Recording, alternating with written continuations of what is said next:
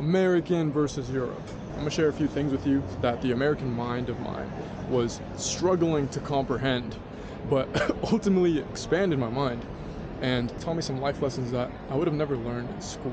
Spain taught me that there are different worlds on the same planet. You can fly to the other side of the world and find different faces, different religions, fruits and vegetables you've never seen, different types of money, different types of buildings. You're on the same planet, but it's a completely different world. It expands your mind to see all these different worlds, different societies, to see that there's a place just like your hometown, but times a million everywhere around the entire earth. And it makes you think about how maybe my life that I live back at home is the right one for me. What a coincidence that the place that I just happen to live in is, oh, that's the best place to live in. No, I think you have to go explore these different worlds and find out which one is best for you. I think it would be ignorant and small-minded to just stay in your hometown for 99% of people. Traveling to Spain at 16 was my first time traveling overseas and going to a new continent. Before, I had only traveled to my parents' home countries of Mexico and Guatemala and a bit of the United States. But this was my first time seeing a completely different culture in a new continent. I remember thinking at 16, holy there is a completely different world that exists with people going to work, going to restaurants, hanging out with their friends, with the streets they walk down, 5,000 miles away from where I live. It's a completely different world on the same planet. That phrase has just kept repeating on my mind the last several years. Spain was my first love when it comes to travel. It made me fall in love with exploring different worlds. It made me fall in love with discovering new places. Cheesecake and pasta make you skinnier in Europe. At first, it's a big shock. Back at home, I'm dieting strictly every single day. The last couple of weeks before I came here, I was eating one meal a day, and I was walking hella laps around my neighborhood just to get my 10K steps in. Here, I just said, F it, and I went on a seafood diet. I see the food, and I eat it. What's crazy is that even if you just eat a little bit of cheesecake, let's say, for dessert, you did your weightlifting, you did your cardio, the next day, even though you didn't put on weight, you just still feel bad in your stomach. Here, I'll eat 2 desserts after lunch and then another 2 desserts after dinner. And the next day, I feel completely fine. My stomach still feels flat. I don't feel bloated. I don't feel that sugar craving the next morning when I wake up. When I eat bread or pasta back home in California, I feel bloated as fuck. I feel like my stomach is about to explode. Here, when I eat bread and pasta, I feel completely fine after dinner and the next day when I wake up. I feel completely normal. Europe and America use 2 different types of wheat for their bread and pasta. America uses a more genetically modified version of this wheat that gives it a longer lifespan on the shelf at grocery stores. The side effect here, though, is that it makes your stomach feel like it's gonna explode. The wheat here in Europe is closer to what wheat originally was ever. It's not natural for you to eat a piece of bread in your sandwich and for you to feel like shit the next day. That is not normal. We have been normalized to this concept of these different types of carbs just f***ing you. Bread and pasta is a scam in America. This is completely unacceptable. I never eat this stuff back at home.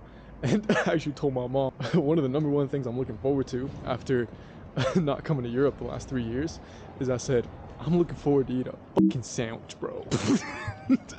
Eat a fucking pasta, you know what I mean? And not feel like I'm about to explode the next day. This is an unethical scam that we got in America. I think it's fucked up that in America, I have to live a life where I'm strictly dieting 24/7. I have to turn away from cheesecake 99% of the time and not enjoy the simple things in life like food. And then I come over here and people just do whatever the they want. Now, of course, they don't look like Arnold Schwarzenegger either, but still, they're just eating whatever they want, having decent above average health. America has cities for cars. Europe has cities for people. America was bribed into making cities unwalkable for you. Essentially what happened was car companies made generous donations to politicians that they just really like, or just whispered ideas in their minds, suggestions that zoning laws in American cities should say that everything business and work related should be in that part of the city, and everything home and living related should be in that part of the city, very far away from each other, essentially unwalkable. And now you need a car to get anywhere. You're not allowed to mix grocery stores with residential areas here. You're not allowed to mix residential areas with businesses next to them. This is what zoning laws are for, to separate all these sections of the city. Now, to be fair, here in Europe, everything is mixed because these cities were built before the era of cars, hundreds of years ago. However, this does mean in Europe, your grocery store is 2 levels below your apartment. Your gym is a 4-minute walk from where you live. You go visit your friends and they are a 9-minute walk from your apartment. Here, you go to your favorite restaurant and it's a 4-minute bus ride from where you live. Here, you're walking to work and it's a 13-minute walk from your apartment. The number one lesson I took from seeing these walkable cities in Europe and comparing them to the car-centric cities we have in America is that here, it is so easy to get like 15K steps a day. It is so easy to keep up with your exercise here because the walking is your exercise, keeping you lean. The gym of life is built into your daily routine. So it's so much easier to keep up with your health here. Again, going back to the food thing and then keeping up with your exercise like walking. America is for working. Europe is for living. I've already heard this from 4 different Europeans, and coming back to Europe now for a 4th time, I completely understand it. People here seem more relaxed. People here seem to have more friends. They go out more like every day. People here will just hang out for 3 hours outside of a coffee shop. They'll just hang out and sit after dinner for 4 hours just talking, which in contrast, when you compare it to dinners in America, if you did a 30-minute dinner with a friend, that's normal. Here, if you linked up for 30 minutes with a friend for dinner, that would be insulting. Third spaces. The concept of having your space outside of your home and your work. This was a concept the American mind of mine was having trouble fathoming. Here, the chilling for 3 hours outside the coffee shop is your third space. Here, the chilling for 4 hours and just yapping after dinner, and your plates have been taken away already by the waiter, is your third space. It was a very stark contrast as an American, where essentially life is just home, work, home, maybe see 1 friend, 2 friends, here, there, and that's all. Again, America is for working, Europe is for living. Here it seems like people would just link just for the sake of linking up.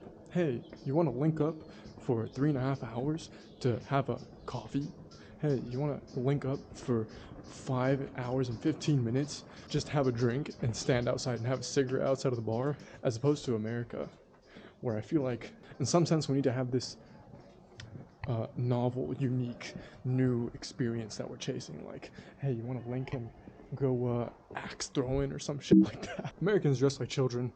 Europeans dress like fashion icons. In Europe, it's a lot more common to see a trench coat, a collared shirt, loafers, or casual dress shoes. In Europe, you don't see too much gym clothes and pajamas in the streets like we do when you see people at the grocery store. Now, the comparison I made of Americans dressing like children and Europeans dressing like fashion icons is rage bait.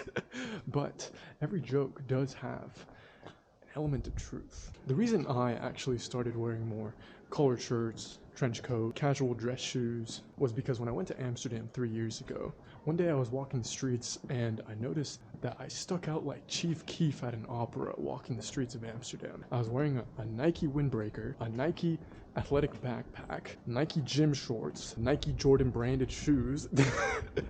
I was like, holy shit, I am not blending in right now. A few days before I flew over to Spain over here, I was at a gathering with friends and I was wearing a trench coat and a button-up shirt underneath it. About 5 people told me, yo, you're looking fancy. What's the occasion, you know? I just like dressing like that. But when I walk the streets of Europe dressed like that, I'm just the average person on the street. All these people that told me, why are you looking so fancy, were all wearing hoodies and sweatpants with sneakers. That's just an average American's wardrobe. When I touched down in Madrid a couple weeks ago, 3 Americans asked me, yo, What's the occasion? Why are you wearing a suit and tie? Now, I played it off like a nonchalant, cool guy, and my response was just, it's Tuesday.